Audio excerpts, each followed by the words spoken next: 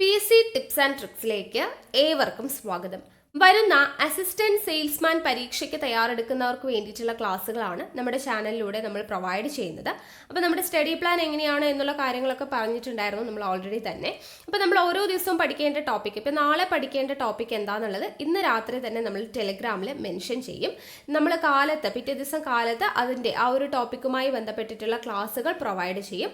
അന്ന് രാത്രി 8 മണിക്ക് നമ്മൾ പഠിച്ച ടോപ്പിക്കുമായി ബന്ധപ്പെട്ടിട്ടുള്ള PYQ ഡിസ്കഷൻ ലൈവായിട്ട് രാത്രി 8 മണിക്ക് ഉണ്ടായിരിക്കും. ഈ ഒരു രീതിയിലാണ് നമ്മുടെ ക്ലാസ്സുകൾ മുന്നോട്ട് പോകുന്നത്. കൂടാതെ ഇനി വരുന്ന ക്ലാസ്സുകളിൽ new SCERT, current affairs, English, maths, Malayalam ഇതിന്റെ എല്ലാം തന്നെ ക്ലാസ്സുകൾ നമ്മൾ പ്രൊവൈഡ് ചെയ്യുന്നതായിരിക്കും. അപ്പോൾ ഇത്രയും ദിവസം തന്നെ നല്ല രീതിയിൽ തന്നെയാണ് നമ്മുടെ ക്ലാസ്സുകളും PYQ ഡിസ്കഷൻ സെഷനും എല്ലാം മുന്നോട്ട് പോയിക്കൊണ്ടിരിക്കുന്നത്, വളരെ ആക്റ്റീവായിട്ട്. അപ്പോൾ കൃത്യമായിട്ട് നമ്മളെ ഫോളോ ചെയ്യുന്ന പിള്ളേരാണ് എന്നുണ്ടെങ്കിൽ നിങ്ങൾക്ക് തീർച്ചയായിട്ടും നല്ലൊരു റാങ്കിലോട്ട് എത്താൻ വേണ്ടി പറ്റും. നമ്മുടെ കഴിഞ്ഞ LDC 2024 നമ്മൾ ഇതുപോലൊരു സീരീസ് സ്റ്റാർട്ട് ചെയ്തിട്ട് കൃത്യമായിട്ട് എല്ലാവരും ഫോളോ ചെയ്തിട്ടുണ്ടായിരുന്നു. അതിൻ്റെ റിസൾട്ട് എല്ലാവർക്കും കിട്ടിയിട്ടുണ്ട്. നമ്മളെ കൃത്യമായിട്ട് അവസാനം വരെ ഫോളോ ചെയ്ത് പഠിച്ച എല്ലാവരും തന്നെ മെയിൻ ലിസ്റ്റിൽ ഉൾപ്പെട്ടിട്ടുണ്ട്. അപ്പം നിങ്ങൾക്കും അസിസ്റ്റന്റ് സെയിൽസ്മാൻ എന്ന് പറയുന്ന പരീക്ഷ എഴുതി നല്ലൊരു റാങ്കിലോട്ട് എത്താൻ വേണ്ടി നമ്മൾ ഹെൽപ്പ് ചെയ്യും. അപ്പോൾ കൃത്യമായിട്ട് ഫോളോ ചെയ്യുക. അതിനാദ്യം തന്നെ നിങ്ങൾ ടെലിഗ്രാമിൽ ജോയിൻ ചെയ്യണേ. ടെലിഗ്രാമിലാണ് നമ്മൾ ഓരോ ദിവസവും പഠിക്കേണ്ട ടോപ്പിക്ക് കൊടുക്കുന്നത്. പിന്നെ നമ്മൾ പഠിച്ച ടോപ്പിക്കുമായി ബന്ധപ്പെട്ടിട്ടുള്ള പോൾസ് നിങ്ങൾക്ക് അറ്റൻഡ് ചെയ്യാൻ പറ്റുന്നതും ടെലിഗ്രാമിലൂടെയാണ്. സോ ടെലിഗ്രാമിന്റെ ലിങ്ക് ഞാൻ താഴെ ഡിസ്ക്രിപ്ഷൻ ബോക്സിലും കമന്റ് ബോക്സിൽ ഫസ്റ്റ് കമന്റ് ആയിട്ട് കൊടുത്തിട്ടുണ്ട്. ജോയിൻ ചെയ്യാത്തവരുണ്ടെങ്കിൽ ജോയിൻ ചെയ്യുക. അപ്പോൾ SCERT പാഠഭാഗങ്ങൾക്ക് എത്രത്തോളം ഇമ്പോർട്ടൻസ് ഉണ്ട് എന്നുള്ളത് നമുക്കറിയാവുന്ന കാര്യമാണ്. ഇപ്പോൾ പുതിയ SCERT പാഠഭാഗങ്ങൾ വന്നിട്ട് കുറച്ച് നാളായി. അപ്പോൾ ഒരുപാട് പേര് ആവശ്യപ്പെട്ടിട്ടുള്ള ഒരു കാര്യമാണ് പുതിയ SCERT പാഠഭാഗങ്ങൾ എടുത്തു തരാവോ എന്നുള്ളത്. അപ്പോൾ ആ ഭാഗത്ത് നിന്നും ഇപ്പം തന്നെ പരീക്ഷകൾക്ക്, ഇപ്പോൾ 2024 നടന്നിട്ടുള്ള പരീക്ഷകൾക്കൊക്കെ പുതിയ SCERT പാഠഭാഗങ്ങളിൽ നിന്നും ഒരുപാട് ചോദ്യങ്ങൾ ചോദിച്ചിട്ടുണ്ട്. അപ്പോൾ പുതിയ SCERT പാഠഭാഗങ്ങളുടെ ഒരു സീരീസ് നമ്മൾ സ്റ്റാർട്ട് ചെയ്യുകയാണ്. അപ്പോൾ ഇന്ന് ആദ്യത്തെ ക്ലാസ് ആണ് കേട്ടോ. ഏറ്റവും ബേസ് തൊട്ടിട്ടാണ് നമ്മൾ പഠിക്കാൻ വേണ്ടി പോകുന്നത്. അപ്പോൾ 5ാം ക്ലാസ് ആണ് നമ്മൾ ഇന്ന് സ്റ്റാർട്ട് ചെയ്യുന്നത്. 5ാം ക്ലാസ്സിലെ സോഷ്യൽ സയൻസിൽ നിന്നുമാണ് നമ്മൾ ഇന്ന് സ്റ്റാർട്ട് ചെയ്യുന്നത്. നമുക്ക് ഓരോ ചാപ്റ്റർ ആയിട്ട് വളരെ വിശദമായിട്ട് തന്നെ പഠിച്ചു പോകാം. അപ്പോൾ പുതിയ SCERT പാഠഭാഗങ്ങൾ എന്ന് പറയുന്ന നമ്മുടെ ഈ ഒരു സീരീസിലേക്ക് എല്ലാവർക്കും സ്വാഗതം. അപ്പോൾ എല്ലാവരും ഒരു നോട്ട്ബുക്കും പെന്നും കയ്യിൽ വെച്ച് ക്ലാസ് കേട്ട് നോട്ട് തയ്യാറാക്കിയിട്ട് തന്നെ പഠിക്കാനായിട്ട് ശ്രമിക്കുക. റിവിഷൻ്റെ സമയത്ത് നിങ്ങൾക്ക് വീണ്ടും ക്ലാസ് കാണേണ്ട ആവശ്യമില്ല. ആ നോട്ട്സ് നോക്കി നിങ്ങൾക്ക് റിവിഷൻ ചെയ്യാതെ മതിയാവും. ഓക്കെ. അപ്പോൾ പുതിയ SCERT പാഠഭാഗങ്ങളുടെ നോട്ട്സിന് വേണ്ടിയിട്ട് ഒരു നോട്ട്ബുക്ക് കരുതുക. ഓക്കെ. അപ്പോൾ ഏത് ക്ലാസ് ആണ് എന്നുള്ളതും ചാപ്റ്ററിൻ്റെ പേരും ഒക്കെ നോട്ട് ചെയ്തിട്ട് വേണം നിങ്ങൾ നോട്ട് തയ്യാറാക്കാനായിട്ട്. നമ്മൾ ആദ്യം പഠിക്കാൻ പോകുന്ന SCERT ചാപ്റ്റർ ആണ് ചാപ്റ്റർ 6 ആണ് കേട്ടോ. 5ാം ക്ലാസ്സിലെ ജനങ്ങൾ ജനങ്ങളാൽ എന്ന് പറയുന്നതാണ് ചാപ്റ്ററിന്റെ പേര്. നമുക്ക് ഓരോ ക്ലാസ്സിലെയും നമുക്ക് പഠിക്കേണ്ട PSCക്ക് പഠിക്കേണ്ട ഇമ്പോർട്ടൻ്റ് ആയിട്ടുള്ള ചാപ്റ്റേഴ്സ് ആണ് നമ്മൾ നോക്കുന്നത്. അപ്പോൾ ഇത് കോൺസ്റ്റിറ്റ്യൂഷന്റെ ഭാഗത്ത് വരുന്ന ഒരു ചാപ്റ്റർ ആണ് ജനങ്ങൾ ജനങ്ങളാൽ എന്ന് പറയുന്ന ചാപ്റ്റർ. അപ്പോൾ നമുക്ക് നോക്കിയാലോ. അപ്പോൾ നമുക്ക് ആദ്യം തന്നെ പഠിക്കേണ്ടതായിട്ട് ഇവിടെ നമുക്ക് കുറേയധികം പത്രങ്ങളുടെ കട്ടിങ്സ് ആയിട്ട് ഇവിടെ കൊടുത്തിട്ടുണ്ട്. നോക്കുക. പഞ്ചായത്ത് ഇടപെട്ടു. കുടിവെള്ളക്ഷാമത്തിന് പരിഹാരമായി. പ്രാഥമിക ആരോഗ്യ കേന്ദ്രത്തിൽ എല്ലാ ദിവസവും ഡോക്ടർമാരുടെ സേവനം ഉറപ്പാക്കും പഞ്ചായത്ത് പ്രസിഡന്റ്. സമ്പൂർണ്ണ വൈദ്യുതിവൽക്കരണം പ്രഖ്യാപനം ഉടൻ. വാർഡ് സഭയിൽ ഉയർന്നു വന്ന നിർദ്ദേശങ്ങൾ മുൻഗണനാക്രമത്തിൽ പരിഗണിക്കുമെന്ന് കൗൺസിലർ ഉറപ്പു നൽകി. റോഡരികിലെ മാലിന്യ പ്രശ്നം CCTV ക്യാമറകൾ ഉടൻ സ്ഥാപിക്കണമെന്ന് ജനങ്ങൾ ആവശ്യപ്പെട്ടു. അപ്പോൾ ഈ കട്ടിങ്സ് എന്തിനു വേണ്ടിയിട്ടാണ് ഇവിടെ കൊടുത്തിരിക്കുന്നത്? അതായത് ഒരു പ്രദേശത്തെ ഗ്രാമസഭയിൽ അല്ലെങ്കിൽ വാർഡ് സഭയിൽ ഉയർന്നു വന്ന പ്രധാന ചർച്ചകളും തീരുമാനങ്ങളുമാണ് മുകളിൽ കൊടുത്തിരിക്കുന്നത്. അപ്പോൾ ഒരു പ്രദേശത്തെ ഈ കുടിവെള്ളവുമായി ബന്ധപ്പെട്ടത്, പ്രാഥമിക ആരോഗ്യ കേന്ദ്രങ്ങളുമായി ബന്ധപ്പെട്ടത് അല്ലെ, അപ്പം അങ്ങനെയുള്ള പ്രശ്നങ്ങളൊക്കെ, വൈദ്യുതിവൽക്കരണം, റോഡരികിലെ മാലിന്യ പ്രശ്നം, അപ്പം ഇങ്ങനെയുള്ള കാര്യങ്ങളൊക്കെ എവിടെയാണ് നമ്മൾ ചർച്ച ചെയ്യുന്നത് എന്നുള്ളതാണ് ഇവിടെ പറയുന്നത്. ഒരു പ്രദേശത്തെ ഗ്രാമസഭയിൽ, അത് നഗരങ്ങളിലാണെങ്കിൽ എന്തു പറയും? വാർഡ് സഭ എന്നാണ് പറയുന്നത്. ഗ്രാമങ്ങളിൽ ഗ്രാമസഭ എന്നും നഗരങ്ങളിലാണെങ്കിൽ വാർഡ് സഭയുമാണ് പറയുന്നത്. അപ്പൊ ഇങ്ങനെയുള്ള പ്രശ്നങ്ങളൊക്കെ ഒരു പ്രദേശത്തെ ഗ്രാമസഭയിൽ അല്ലെങ്കിൽ വാർഡ് സഭയിലാണ് ചർച്ച ചെയ്യുന്നത് എന്നുള്ളത് ഓർത്തിരിക്കുക.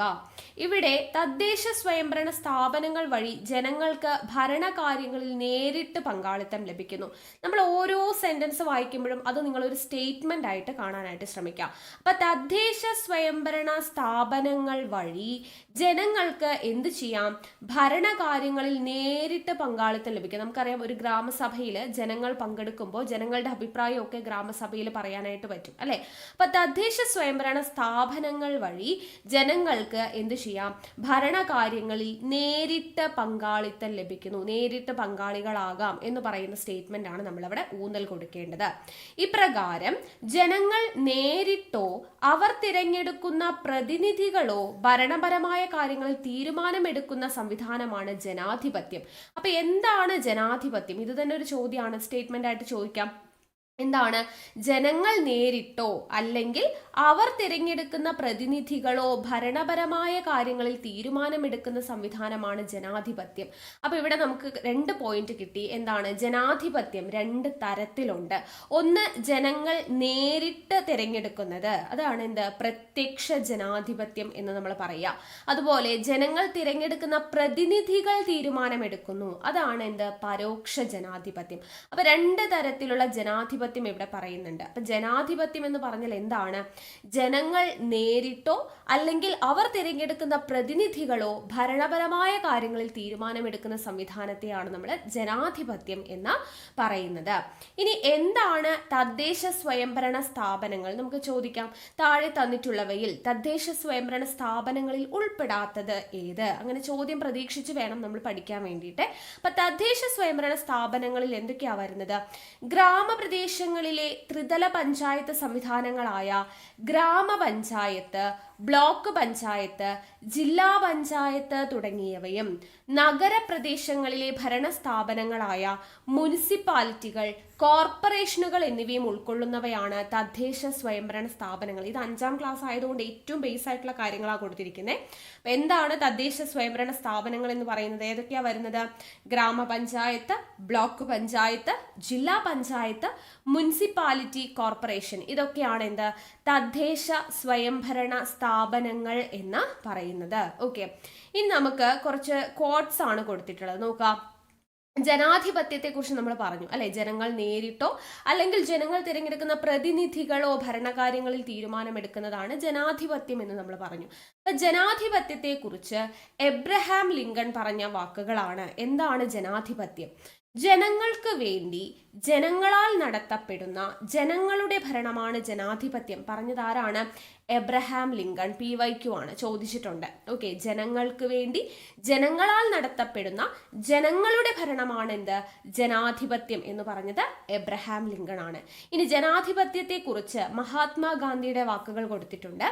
ജനാധിപത്യത്തെ കുറിച്ചുള്ള എന്റെ സങ്കല്പം അതിനു കീഴിൽ ഏറ്റവും ദുർബലനും ശക്തനും തുല്യമായ അവസരം ഉണ്ടായിരിക്കും എന്നതാണ്. മഹാത്മാഗാന്ധിയുടെ സങ്കല്പം എന്താണ്? ജനാധിപത്യത്തെ കുറിച്ചുള്ള അദ്ദേഹത്തിന്റെ സങ്കല്പം അതിനു കീഴിൽ ഏറ്റവും ദുർബലനും ശക്തനും തുല്യമായ അവസരം ഉണ്ടായിരിക്കണം എന്നതാണ്. ഇത് പറഞ്ഞത് ആരാണ്? മഹാത്മാഗാന്ധിയാണ്. അപ്പൊ ഈ കോട്ട്സ് തന്നിട്ട് ഇത് ആരുടെ വാക്കുകളാന്നുള്ളത് ചോദിക്കും. ഓക്കെ, ഓർത്ത് വെച്ചേക്കണം, ഇമ്പോർട്ടൻ്റ് ആണ്. ഇനി നമുക്ക് പഠിക്കാൻ വേണ്ടിയിട്ടുള്ളത്, ഇവിടെ ഒരു കോളം കൊടുത്തിട്ടുണ്ട്. പുരാതന ഗ്രീസിലെ ഏഥൻസിലാണ് ജനാധിപത്യത്തിന്റെ ആദ്യ രൂപം ഉദയം ചെയ്തത്. അപ്പൊ അതൊരു ചോദ്യമാണ്. ജനാധിപത്യത്തിന്റെ ആദ്യ രൂപം ഉദയം ചെയ്തത് എവിടെയാണ്?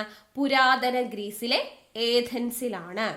പൊതുകാര്യങ്ങളിൽ തീരുമാനമെടുക്കുന്ന പ്രക്രിയയിൽ എല്ലാ വിഭാഗം ജനങ്ങളെയും പങ്കെടുപ്പിച്ചിരുന്നില്ലെങ്കിലും ജനാധിപത്യം എന്ന ആശയം സംഭാവന ചെയ്യുന്നതിൽ ഏഥൻസ് പ്രധാന പങ്ക് വഹിച്ചിട്ടുണ്ട്.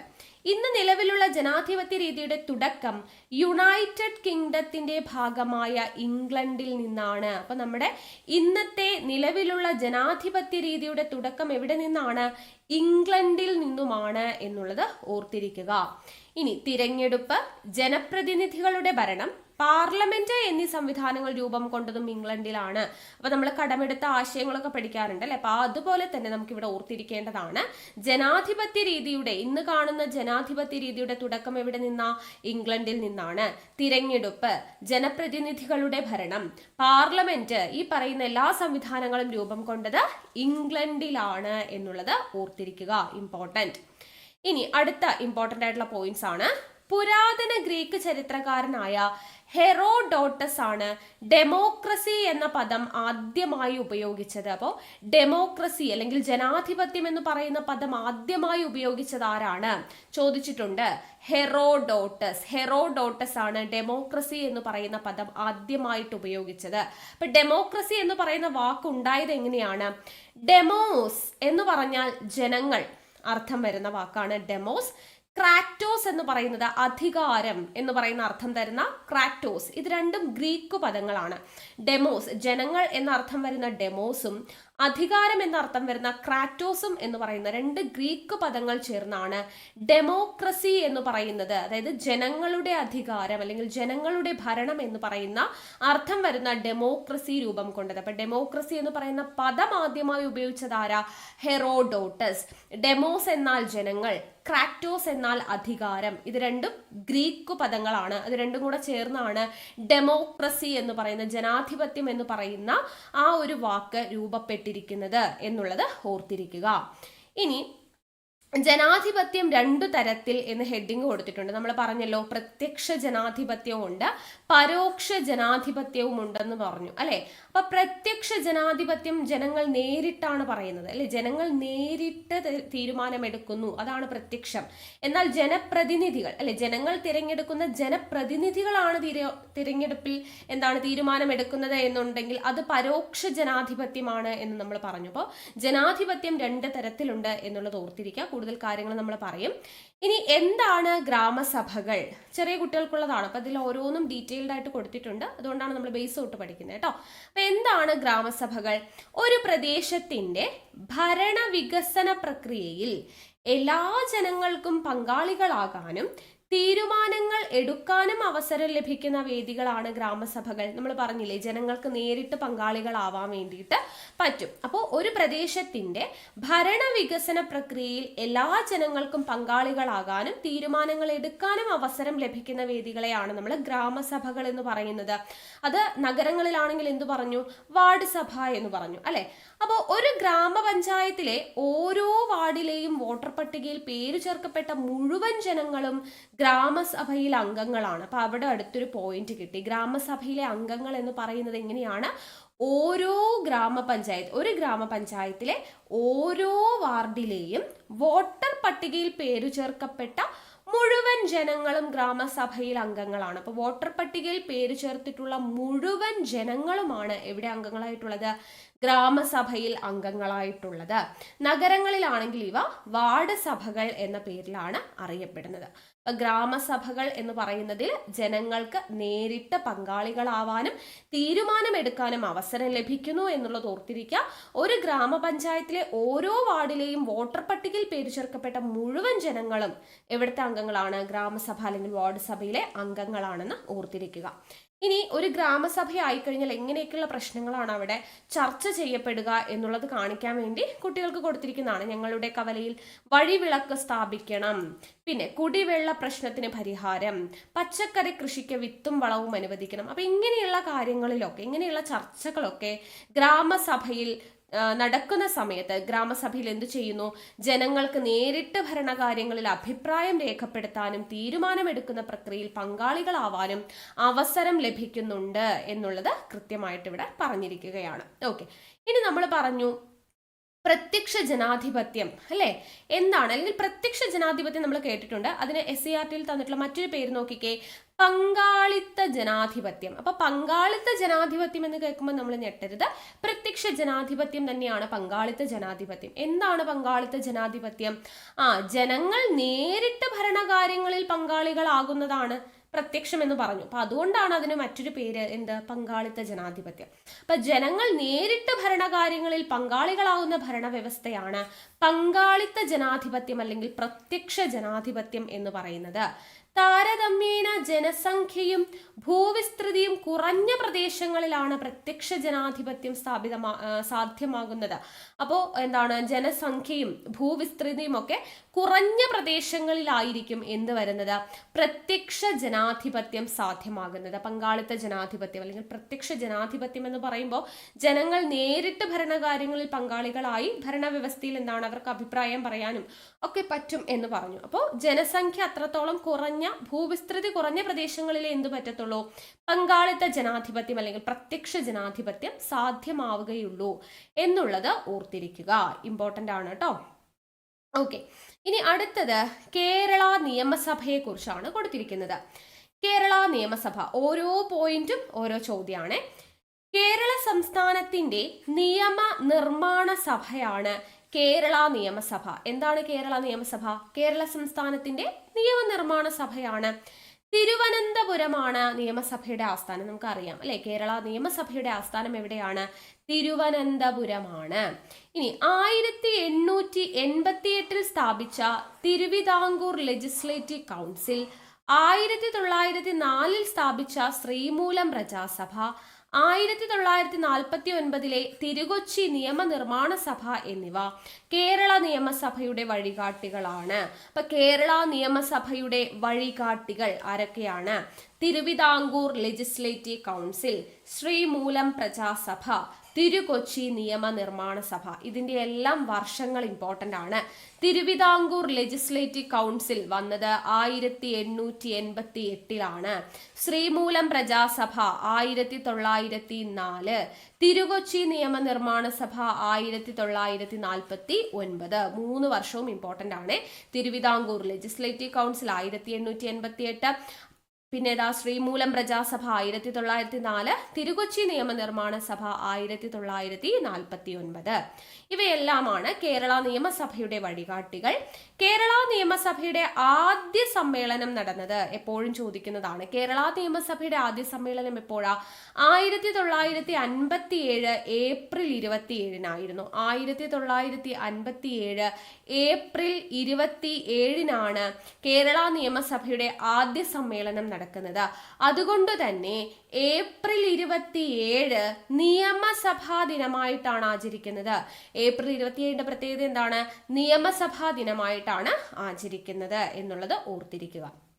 ഓക്കെ അല്ലേ? യെസ്. ഇനി ഗ്രാമസഭയിൽ എന്തു പറഞ്ഞു? ജനങ്ങൾ നേരിട്ടാണ് അഭിപ്രായം പറയുന്നതും തീരുമാനമെടുക്കുന്നതും അല്ലെ. ഇപ്പൊ ഗ്രാമസഭകളിൽ ജനങ്ങൾ നേരിട്ട് പങ്കാളികളാവുമ്പോൾ നമ്മുടെ നിയമസഭയിൽ എന്താ ചെയ്യുന്നത്? നിയമസഭയിൽ നമ്മളാണോ നേരിട്ട് അഭിപ്രായം പറയുന്നത്? അല്ല, നമ്മുടെ പ്രതിനിധികളാണ് നമുക്ക് വേണ്ടി സംസാരിക്കുന്നത്. ഓർത്തിരിക്കുക, ഗ്രാമസഭകളിൽ ജനങ്ങൾ നേരിട്ട് പങ്കാളികളാകുമ്പോൾ നിയമസഭയിൽ ആരാണ്? നമ്മുടെ പ്രതിനിധികളാണ് നമുക്ക് വേണ്ടി സംസാരിക്കുന്നത് എന്നുള്ളത് ഓർത്തിരിക്കുക. അപ്പൊ പ്രത്യക്ഷ ജനാധിപത്യം അല്ലെങ്കിൽ പങ്കാളിത്ത ജനാധിപത്യം എന്ന് നമ്മൾ പഠിച്ചു അല്ലെ. അപ്പൊ ജനങ്ങൾ നേരിട്ട് അഭിപ്രായം പറയുന്നു, തീരുമാനമെടുക്കുന്നു. ഭൂപ്രദേശം, വിസ്തൃതി കുറഞ്ഞ ഭൂപ്രദേശം, ജനസംഖ്യ കുറഞ്ഞ പ്രദേശങ്ങളിലാണ് സാധ്യമാകുന്നത് എന്ന് പറഞ്ഞു. ഇനി എന്താണ് പരോക്ഷ ജനാധിപത്യം അഥവാ പ്രാതിനിധ്യ ജനാധിപത്യം? പരോക്ഷ ജനാധിപത്യത്തിന്റെ മറ്റൊരു പേരാണ് എന്ത്? പ്രാതിനിധ്യ ജനാധിപത്യം. എന്താണ് പ്രാതിനിധ്യ ജനാധിപത്യം? ജനങ്ങൾ തിരഞ്ഞെടുക്കുന്ന പ്രതിനിധികളാണ് ജനങ്ങൾക്ക് വേണ്ടി ഭരണം നടത്തുന്നത്. അപ്പോ ജനങ്ങൾ തിരഞ്ഞെടുക്കുന്ന പ്രതിനിധികൾ ജനങ്ങൾക്ക് വേണ്ടി ഭരണം നടത്തുന്ന ജനാധിപത്യ രീതി ആയതുകൊണ്ടാണ് അതിനെ എന്ത് പറയുന്നത്? പ്രതിനിധികളാണ് ജനങ്ങൾക്ക് വേണ്ടി തീരുമാനമെടുക്കുന്നത്. സോ പ്രാതിനിധ്യ ജനാധിപത്യം അഥവാ പരോക്ഷ ജനാധിപത്യം എന്ന് നമ്മൾ പറയുന്നു. ഓക്കെ, ജനങ്ങൾ നേരിട്ട് പങ്കാളികളാകുന്നത് പങ്കാളിത്ത ജനാധിപത്യം അഥവാ പ്രത്യക്ഷ ജനാധിപത്യം. ജനങ്ങൾ തിരഞ്ഞെടുക്കുന്ന പ്രതിനിധികൾ ജനങ്ങൾക്ക് വേണ്ടി ഭരണം നടത്തുന്നതാണ് പ്രാതിനിധ്യ ജനാധിപത്യം അഥവാ പരോക്ഷ ജനാധിപത്യം. ഓക്കെ, അപ്പോ നമ്മുടെ ഇന്ത്യയെ പോലെ ജനസംഖ്യയും ഭൂവിസ്തൃതിയും കൂടിയ രാജ്യങ്ങളിൽ പ്രാതിനിധ്യ ജനാധിപത്യമാണ് പ്രായോഗികമായിട്ടുള്ളത്. അപ്പൊ നമ്മുടെ ഇന്ത്യയെ പോലുള്ള രാജ്യങ്ങളിൽ ഏതാണ്? പ്രാതിനിധ്യ ജനാധിപത്യം അല്ലെങ്കിൽ പരോക്ഷ ജനാധിപത്യമാണ് സാധ്യമായിട്ടുള്ളത് എന്നുള്ളത് പറയുന്നു. ഇനി അവ തമ്മിലുള്ള വ്യത്യാസം നമ്മളിപ്പോൾ പറഞ്ഞല്ലോ അല്ലെ. ജനസംഖ്യ കുറഞ്ഞ രാജ്യങ്ങളിലാണ് പ്രത്യക്ഷ ജനാധിപത്യം, ജനസംഖ്യ കൂടിയ രാജ്യങ്ങളിലാണ് പരോക്ഷ ജനാധിപത്യം. പിന്നെ നമ്മൾ എന്താ പറഞ്ഞേ? പ്രത്യക്ഷ ജനാധിപത്യം എന്ന് പറയുമ്പോൾ ജനങ്ങൾ നേരിട്ട് പങ്കാളികളാവുന്നു. ഇവിടെയാണെങ്കിലോ ജനപ്രതിനിധികളാണ് ജനങ്ങൾക്ക് വേണ്ടിയിട്ട് ഭരണകാര്യങ്ങളിൽ പങ്കെടുക്കുന്നത് എന്ന് നമ്മൾ പറഞ്ഞു. പിന്നെ ജനങ്ങൾക്ക് നേരിട്ട് ഇവിടെ അഭിപ്രായം പറയാനും ഒക്കെയുള്ള സ്വാതന്ത്ര്യമുണ്ട്. അവിടെയാണെങ്കിൽ പ്രതിനിധികളായിരിക്കും ജനങ്ങൾക്ക് വേണ്ടി സംസാരിക്കുക പറഞ്ഞു അല്ലെ. നമ്മൾ വ്യത്യാസം ഒക്കെ പറഞ്ഞു. ഇനി ഇവിടെ നോക്കാം, കൂടുതൽ രാജ്യങ്ങൾ കണ്ടെത്താം എന്ന് പറഞ്ഞിട്ട് നോക്കാം. ലോകത്തെ ഏറ്റവും വലിയ ജനാധിപത്യ രാജ്യം ഇന്ത്യയാണ് എന്ന് പറഞ്ഞു കൊടുത്തിട്ടുണ്ട്. അഫ്ഗാനിൽ ജനാധിപത്യ ഭരണം അവസാനിച്ചു. സൗദി അറേബ്യയിൽ പുതിയ രാജാവ് അധികാരമേറ്റു. സ്വിറ്റ്സർലൻഡിൽ ഇപ്പോഴും പങ്കാളിത്ത ജനാധിപത്യം എന്ന് പറഞ്ഞു കൊടുത്തിട്ടുണ്ട്. അപ്പോൾ എന്താണ് ജനാധിപത്യത്തിന്റെ സവിശേഷതകൾ, അതിലോട്ടാണ് അവർ വരുന്നത്. അപ്പൊ ജനാധിപത്യത്തിന്റെ സവിശേഷതകൾ എന്തൊക്കെ ഇമ്പോർട്ടന്റ് ആണ്, ചോദിക്കാം. താഴെ തന്നിരിക്കുന്നവയിൽ ജനാധിപത്യത്തിന്റെ സവിശേഷതകളിൽ പെടാത്തതേത്, ചോദിക്കാലോ. അപ്പൊ ജനാധിപത്യത്തിന്റെ സവിശേഷതകൾ എന്തൊക്കെയാണ്? ഒന്ന്, ജനാധിപത്യ സംവിധാനത്തിൽ ജനങ്ങൾക്കാണ് പരമമായ അധികാരം. അപ്പോൾ പരമമായ അധികാരം ആർക്കാണ്? ജനങ്ങൾക്കാണുള്ളത്. പിന്നെയോ, സ്വതന്ത്രവും നീതിപൂർവവുമായ തിരഞ്ഞെടുപ്പാണ് ജനാധിപത്യത്തിലുള്ളത്. ഗവൺമെന്റിനെ വിമർശനങ്ങളിലൂടെ മെച്ചപ്പെടുത്താൻ സഹായിക്കുന്ന പ്രതിപക്ഷം, അല്ലെ, പ്രതിപക്ഷം ഉള്ളത് കൊണ്ടാണ് ഗവൺമെന്റിന്റെ ഭരണം ഒന്നുകൂടി മെച്ചപ്പെടുത്തുക, അല്ലെ, തെറ്റ് ചൂണ്ടിക്കാണിക്കാൻ ആളുണ്ടാവുമ്പോഴാണ് ഭരണം ഒന്നുകൂടെ മെച്ചപ്പെടുത്തുക. അപ്പൊ ഗവൺമെന്റിനെ വിമർശനങ്ങളിലൂടെ മെച്ചപ്പെടുത്താൻ സഹായിക്കുന്ന ഒരു പ്രതിപക്ഷം ഉണ്ടായിരിക്കും ജനാധിപത്യത്തിൽ. പിന്നെ നിയമത്തിന് മുന്നിൽ എല്ലാവർക്കും തുല്യത ഉറപ്പുവരുത്തുന്ന നിയമവാഴ്ചയുണ്ട്. ജനങ്ങളെയും ഭരണകൂടത്തെയും തമ്മിൽ ബന്ധിപ്പിക്കാൻ സഹായിക്കുന്ന സ്വതന്ത്ര വാർത്താ മാധ്യമങ്ങളുണ്ട്. നമ്മൾ ഈ എസ്റ്റേറ്റുകളൊക്കെ പഠിച്ച സമയത്ത് പഠിച്ചിട്ടുണ്ട്, അല്ലേ? നമ്മുടെ കാര്യനിർവഹണ വിഭാഗം, നിയമനിർമ്മാണ വിഭാഗം, നീതിന്യായ വിഭാഗം. ഇത് 1ാം എസ്റ്റേറ്റ്, 2ാം എസ്റ്റേറ്റ്, 3ാം എസ്റ്റേറ്റ് എന്നുള്ള രീതിയിൽ നമ്മൾ പഠിച്ചിട്ടുണ്ട്. 4ാം എസ്റ്റേറ്റ് ആയിട്ട് നമ്മൾ പറയുന്ന ആളുകളാണ് വാർത്താ മാധ്യമങ്ങൾ എന്ന് പറയുന്നത്, അല്ലെ? വാർത്താ മാധ്യമങ്ങളാണ് 4ാം എസ്റ്റേറ്റിൽ വരുന്നവര്. അപ്പൊ ജനങ്ങളെയും ഭരണകൂടത്തെയും തമ്മിൽ ബന്ധിപ്പിക്കാൻ വേണ്ടി സഹായിക്കുന്ന സ്വതന്ത്ര വാർത്താ മാധ്യമങ്ങളുണ്ട്. പിന്നെ സ്വതന്ത്രവും നിഷ്പക്ഷവുമായ നീതിന്യായ വ്യവസ്ഥയാണ്. സ്വതന്ത്രവും നിഷ്പക്ഷവുമായ നീതിന്യായ വ്യവസ്ഥ. അപ്പൊ എന്തൊക്കെയാണ് ജനാധിപത്യത്തിന്റെ സവിശേഷതകൾ? ഒന്നുകൂടെ നോക്കാം. ജനാധിപത്യ സംവിധാനത്തിൽ അധികാരമാർക്കാണ്? ജനങ്ങൾക്ക്. തിരഞ്ഞെടുപ്പ് എങ്ങനെയുള്ളതാ? സ്വതന്ത്രവും നീതിപൂർവവുമായ തിരഞ്ഞെടുപ്പാണ്. പിന്നെ ഗവൺമെന്റിനെ ഭരണകാര്യങ്ങളിൽ മെച്ചപ്പെടുത്താനായിട്ട് സഹായിക്കാൻ ആരുണ്ട്? ഒരു പ്രതിപക്ഷം ഉണ്ടായിരിക്കും. നിയമത്തിന് മുന്നിൽ എല്ലാവർക്കും തുല്യത ഉറപ്പുവരുത്തുന്ന നിയമവാഴ്ച, അതുപോലെ തന്നെ ജനങ്ങളെയും ഭരണകൂടത്തെയും തമ്മിൽ ബന്ധിപ്പിക്കാൻ സഹായിക്കുന്ന സ്വതന്ത്ര വാർത്താ മാധ്യമങ്ങൾ, സ്വതന്ത്രവും നിഷ്പക്ഷവുമായിട്ടുള്ള നീതിന്യായ വ്യവസ്ഥ. ഇത്രയാണ് ജനാധിപത്യത്തിന്റെ സവിശേഷതകൾ എന്ന് പറഞ്ഞിട്ട് നമുക്ക് കൊടുത്തിട്ടുള്ളത്. ഇനി നമ്മൾ കടക്കുന്നത് തെരഞ്ഞെടുപ്പിലേക്കാണ്. അപ്പോൾ തെരഞ്ഞെടുപ്പുമായി ബന്ധപ്പെട്ട കുറച്ച് ഇമേജസ് ഒക്കെ, തെരഞ്ഞെടുപ്പ്, നമ്മൾ പോളിംഗ് ബൂത്തിൽ പോയിട്ട് നമ്മൾ വോട്ട് ചെയ്യുന്നത്, കയ്യിൽ മഷി പുരട്ടുന്നത്, അങ്ങനെയുള്ള കാര്യങ്ങളൊക്കെ ഇവിടെ ചിത്രമായിട്ട് കൊടുത്തിട്ടുണ്ട്. അപ്പോൾ തെരഞ്ഞെടുപ്പുമായി ബന്ധപ്പെട്ട് നോക്കുക. സാർവത്രിക പ്രായപൂർത്തി വോട്ടവകാശം നമുക്ക് LDCക്ക് ഫസ്റ്റ് സ്റ്റേജിൽ ചോദിച്ചു, അല്ലെ? സാർവത്രിക പ്രായപൂർത്തി വോട്ടവകാശം എന്താണ്? സാർവത്രിക പ്രായപൂർത്തി വോട്ടവകാശം യാതൊരു വിവേചനങ്ങളുമില്ലാതെ നിശ്ചിത പ്രായം പൂർത്തിയായ എല്ലാവർക്കും തിരഞ്ഞെടുപ്പിൽ വോട്ട് ചെയ്യാനുള്ള അവകാശത്തെയാണ് സാർവത്രിക പ്രായപൂർത്തി വോട്ടവകാശം എന്ന് പറയാം. യാതൊരു വിവേചനങ്ങളുമില്ല, ജാതി, മതം, ലിംഗം, പ്രദേശം, അങ്ങനെയുള്ള യാതൊരു വിവേചനങ്ങളും ഇല്ലാതെ നിശ്ചിത പ്രായം പൂർത്തിയായിട്ടുള്ള എല്ലാവർക്കും തിരഞ്ഞെടുപ്പിൽ വോട്ട് ചെയ്യാനുള്ള അവകാശത്തെയാണ് സാർവത്രിക പ്രായപൂർത്തി വോട്ടവകാശം എന്ന് പറയുന്നത്. അപ്പൊ അതില് 1989 വരെ ഇന്ത്യയിൽ വോട്ടവകാശത്തിനുള്ള പ്രായം എത്രയായിരുന്നു? 21 വയസ്സായിരുന്നു. ഇനി അതിനുശേഷം 1989 61ാം ഭേദഗതിയിലൂടെ ഇത് എന്ത് ചെയ്തു? 18 വയസ്സായിട്ട് ചുരുങ്ങി. അപ്പോൾ വോട്ടവകാശം, സാർവത്രിക പ്രായപൂർത്തി വോട്ടവകാശം എന്ന് പറയുന്നത് ഇപ്പൊ വയസ്സ് എത്രയാ? 18 ആണ്. 18 വയസ്സ് 21 നിന്നും 18 വയസ്സായിട്ട് കുറച്ചത് 1989 61ാം ഭേദഗതിയിലൂടെയാണ് എന്നുള്ളതും കൂടെ ഓർത്തിരിക്കുക. ഓക്കെ. ഇനി തിരഞ്ഞെടുപ്പിന്റെ വിവിധ ഘട്ടങ്ങളെ കുറിച്ചാണ് നമുക്ക് പഠിക്കാനുള്ളത്.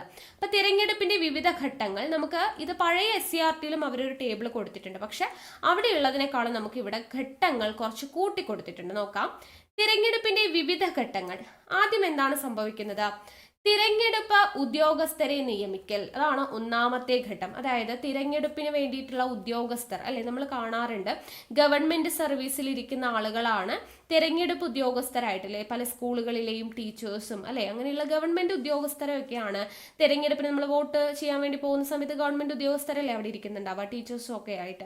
അപ്പോൾ തിരഞ്ഞെടുപ്പ് ഉദ്യോഗസ്ഥരെ നിയമിക്കുക എന്ന് പറയുന്നതാണ് ആദ്യത്തെ ഘട്ടം. ഇനി അത് കഴിഞ്ഞാണ് എന്ത് വരുന്നത്? തിരഞ്ഞെടുപ്പ് വിജ്ഞാപനം വരുന്നത്. രണ്ടാമത്തെ സ്റ്റേജ് എന്താണ്? തിരഞ്ഞെടുപ്പ് വിജ്ഞാപനം പുറപ്പെടുവിക്കൽ. അത് കഴിഞ്ഞ് മൂന്നാമതാണ് എന്ത് വരുന്നത്? നാമനിർദ്ദേശ പത്രിക സമർപ്പിക്കുക. ഇനി നാലാമതായിട്ട് എന്ത് വരും? പത്രിക സൂക്ഷ്മ പരിശോധന. നമ്മൾ നാമനിർദ്ദേശ പത്രിക സമർപ്പിച്ചു കഴിഞ്ഞാൽ അതിനെ സൂക്ഷ്മമായി പരിശോധിക്കുന്നു. അതിനുശേഷം എന്ത് ചെയ്യുന്നു? നാമനിർദ്ദേശ പത്രിക പിൻവലിക്കുന്നതാണ് 5ാമത്തെ ഘട്ടം. 6ാമത്തെ ഘട്ടം തിരഞ്ഞെടുപ്പിന്റെ പ്രചരണം. 7ാമത്തെ ഘട്ടം വോട്ടെടുപ്പ്. 8ാമത്തെ ഘട്ടമാണ് വോട്ടെണ്ണലും ഫലപ്രഖ്യാപനം. അപ്പൊ തിരഞ്ഞെടുപ്പിന്റെ 8 ഘട്ടങ്ങൾ നമ്മൾ പഠിച്ചു. എന്തൊക്കെയാണ്? ആദ്യം ഉദ്യോഗസ്ഥരെ നിയമിക്കുന്നു, പിന്നെ തിരഞ്ഞെടുപ്പിന്റെ വിജ്ഞാപനം പുറപ്പെടുവിക്കുന്നു, നാമനിർദ്ദേശ പത്രിക സമർപ്പിക്കുന്നു, പത്രിക സൂക്ഷ്മമായി പരിശോധിക്കുന്നു, അതിനുശേഷം പിൻവലിക്കുന്നു, പിന്നീട് തിരഞ്ഞെടുപ്പിന്റെ പ്രചരണം നടത്തുന്നു, വോട്ടെടുപ്പ് നടക്കുന്നു, പിന്നീട് വോട്ടെണ്ണലും ഫലപ്രഖ്യാപനവും നടക്കുന്നു. അപ്പൊ തിരഞ്ഞെടുപ്പിന്റെ വിവിധ ഘട്ടങ്ങൾ ആ ഓർഡറിൽ തന്നെ നമ്മൾ പഠിക്കേണ്ടതായിട്ടുണ്ട്. ഇനി എന്തിനാണ് തിരഞ്ഞെടുപ്പുകൾ? തിരഞ്ഞെടുപ്പ് എന്തിനാണ്? തിരഞ്ഞെടുപ്പിന്റെ ധർമ്മങ്ങൾ എന്താണ്? ഫംഗ്ഷൻ എന്താണെന്നാണ് പറയുന്നത്. എന്തിനാണ് തിരഞ്ഞെടുപ്പുകൾ? ജനാധിപത്യ സമ്പ്രദായത്തിൽ ഭരണാധികാരികളെ തിരഞ്ഞെടുക്കുന്ന പ്രക്രിയയാണ് തിരഞ്ഞെടുപ്പ്. എന്താണ് തിരഞ്ഞെടുപ്പ് എന്നാണ് പറയുന്നത്? ജനാധിപത്യ സമ്പ്രദായത്തിൽ ആരെ തിരഞ്ഞെടുക്കുന്നു? ഭരണാധികാരികളെ തിരഞ്ഞെടുക്കുന്ന പ്രക്രിയയാണ് തിരഞ്ഞെടുപ്പ് എന്ന് പറയുന്നത്. അപ്പോൾ ഭരണാധികാരികളെ തിരഞ്ഞെടുക്കുക എന്ന് പറയുന്നതാണ് ആദ്യത്തെ ധർമ്മം. തിരഞ്ഞെടുപ്പ് എന്ന് പറയുന്നത് എന്തിനു വേണ്ടിയിട്ടാണ്? തിരഞ്ഞെടുപ്പിന്റെ ധർമ്മങ്ങൾ ചോദിച്ചാൽ ആദ്യത്തെ ധർമ്മം എന്താണ്? ഭരണാധികാരികളെ തിരഞ്ഞെടുക്കുക. മറ്റു ധർമ്മങ്ങൾ എന്തൊക്കെയാണ്? ഗവൺമെന്റുകൾ രൂപീകരിക്കുന്നു, അല്ലെ? അത് കഴിഞ്ഞ് എല്ലാവർക്കും പ്രാതിനിധ്യം നൽകുന്നു, ഭരണകർത്താക്കളെ വളർത്തിയെടുക്കുന്നു, ജനാധിപത്യം ശക്തിപ്പെടുത്തുന്നു, വോട്ടർമാരെ ബോധവൽക്കരിക്കുന്നു. ഇതൊക്കെയാണ് തെരഞ്ഞെടുപ്പിന്റെ ധർമ്മങ്ങൾ, അല്ലെ? ഗവൺമെന്റുകൾ രൂപീകരിക്കുന്നു, എല്ലാവർക്കും പ്രാതിനിധ്യം നൽകുന്നു, ഭരണകർത്താക്കളെ വളർത്തിയെടുക്കുന്നു, ജനാധിപത്യം ശക്തിപ്പെടുത്തുന്നു, വോട്ടർമാരെ ബോധവൽക്കരിക്കുന്നു. ഇത്രയുമാണ് തിരഞ്ഞെടുപ്പിന്റെ ധർമ്മങ്ങൾ എന്ന് പറയുന്നത്. ഇനി നമുക്ക് കേന്ദ്ര തിരഞ്ഞെടുപ്പ് കമ്മീഷനെ കുറിച്ച് കൊടുത്തിട്ടുണ്ട്. ഇമ്പോർട്ടന്റ് ആണ്, ചോദ്യം വരുന്ന ഭാഗമാണ്.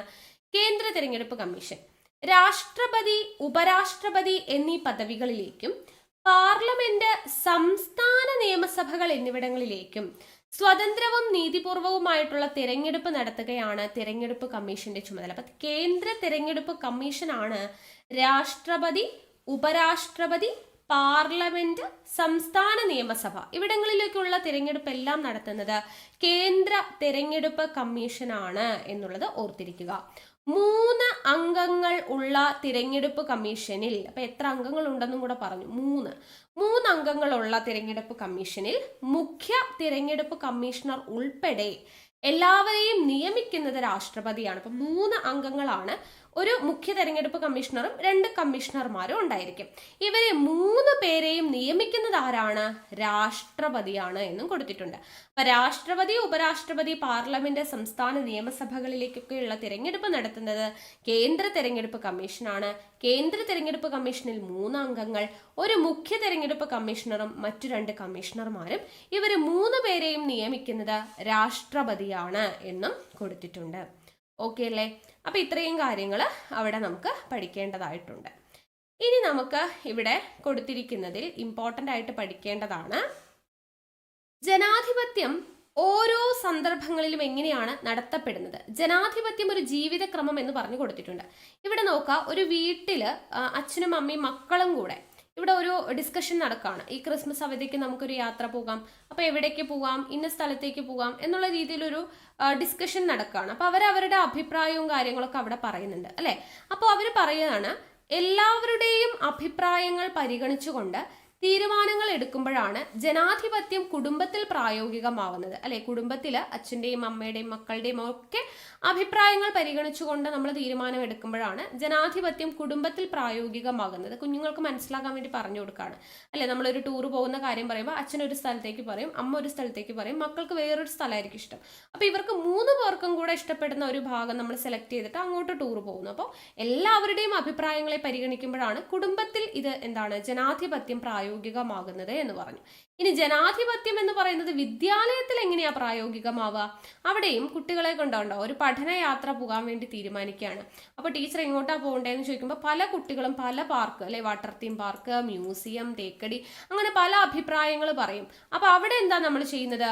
കുട്ടികളുടെ അഭിപ്രായങ്ങളും താല്പര്യങ്ങളും പരിഗണിക്കുന്നതിനോടൊപ്പം അവർക്ക് എന്ത് ചെയ്യും? അവസര സമത്വവും തുല്യതയും ഉറപ്പുവരുത്തുമ്പോഴാണ് വിദ്യാലയങ്ങളിൽ ജനാധിപത്യം ഉറപ്പുവരുത്തുന്നത്. അപ്പോൾ കുടുംബങ്ങളിൽ പലരുടെയും അഭിപ്രായം മാത്രം പരിഗണിച്ചാൽ മതി. പക്ഷെ വിദ്യാലയങ്ങളിലാവുമ്പോൾ എന്ത് സംഭവിക്കും?